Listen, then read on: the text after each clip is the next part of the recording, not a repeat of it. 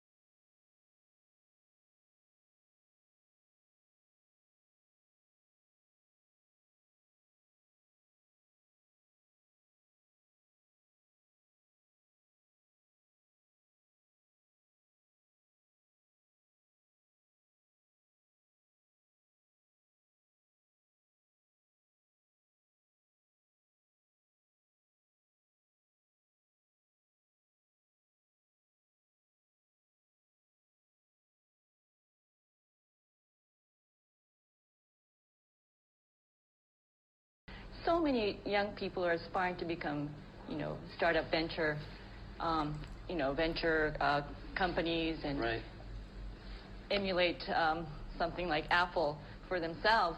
And sometimes people come to me and say, I want to start a company. And I say, why? They say, oh, I want to make lots of money. I say, forget it. That's not a good enough reason. Most people that have started companies because they want to make lots of money, I haven't seen very many of those succeed. The ones that succeed are people that come, sometimes they don't even want to start a company, they just have an idea that they want to get out, expressed out into the world. And oftentimes they have to start a company because nobody else will listen to them. It's a company of 10,000 people. How do you permeate the message throughout all the employees? What do you say to them? Well, you permeate it by example, ultimately. And in other words, when something's not quite good enough, do you stop and make it better, or do you just ship it? And everybody watches to see how the senior management makes those decisions. And what we've tried to do is stop and make it great before we ship it. When we have problems, stop and fix them. And by example, you can say anything you want, but everybody watches very carefully when you're in a difficult situation, what decisions you make, what values you have. They would like to know how you do it, and it's probably it's probably not easy to do. Yeah, we try to hire really smart people, but we have a very simple organization, and we try to focus and do very few things well. And focusing's hard because focusing doesn't mean saying yes, it means saying no. So we decide not to do a lot of things so we can focus on a few handfuls of things and do them well. And I think everybody working at a company wants to do something great. They want to be excited about what they're working on, and they want to be recognized for it if they do a really great job. So we just try to allow people to do the best work of their lives at Apple and get it out to 25 million customers that we have. And that's very exciting.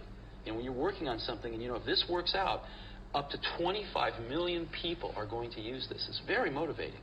And it's not just 25 million of our customers, but other companies tend to follow us. It takes them a few years. but other companies tend to copy what we do if it works. Right. And so we can influence the whole industry. Do you see how do you see yourself 10 years from now? You know, my headlights are not that good. I don't know. I don't really think about it. You know, I think about a year, 2, 3 down the road. We have some projects at Apple that are sort of maybe 4 years down the road, 5 years, probably like 3 or 4 at the most, because things change too much. You can be going down a path, you say, well, in 5 years I want to be here, but then something new happens, and you just say, forget that, I want to be over there. So most of this 5-year planning that I've seen in my life, some of it's essential, but most of it changes too quickly. So we tend to look 3, 4 years. It's about as far ahead as we can see. So you can kick yourself in the butt, but I guess now's the time to change. And one of the things that I don't see is, I don't see it myself, I don't see it in enough of the rest of us, is I don't see that startup hustle. In other words, if we zoom out at the big picture, it would be a shame to have lost the war because we won a few battles. And I sort of feel like I and some of the rest of us are concentrating too much on the smaller battles. We have to keep and we're not keeping the war in perspective. And the war is called survival. The war is called not run out of money until we get our product on the market. Some insights and some fundamentally different experiences which I thought might be very beneficial to their lives because of this germ of an idea a few years ago. And that's an incredible feeling.